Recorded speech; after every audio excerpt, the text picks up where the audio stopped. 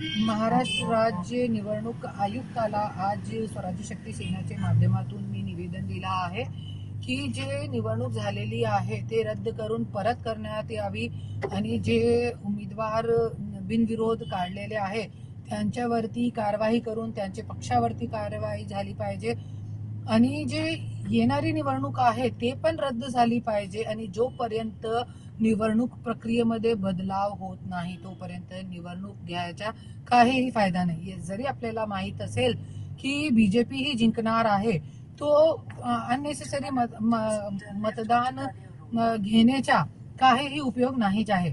आणि जे मी बघितलेलं आहे पोलीस अधिकाऱ्यांची गाडीमध्ये पैसे वाटप करणं, पोलीस अधिकाऱ्यांचे समोर पैसे वाटप करणं आणि काही ठिकाणी सीसीटीव्ही फुटेज नाही होते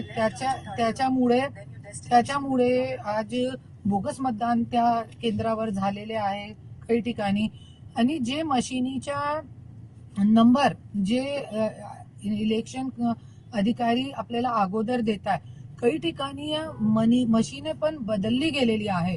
हे सगळी गोष्टी बदलाव व्हायला पाहिजे. त्यानंतर तुम्ही अगोदर तुम्ही या गोष्टीवरती कारवाई करा, त्यानंतर इलेक्शन प्रक्रिया संपूर्ण चांगली करा, त्यानंतर तुम्ही इलेक्शन घ्या अशी मागणी करून मी आज इलेक्शन आयुक्ताला आपला जे आहे स्वराज्य शक्ती सेनाच्या माध्यमातून निवेदन दिलेलं आहे आणि लवकरच लवकर आपल्याला न्याय भेटणार हे मी मागणी केलेली. नाही तर जरी आपल्याला 3 दिवसामध्ये इलेक्शन कमिशननी काही दखल नाही घेतली तर मी 5,000 लोकांना घेऊन आंदोलन करणार आहे आणि ठिकठिकाणी जागोजागी स्वराज्य शक्ती सेना आंदोलन उभारणार आहे.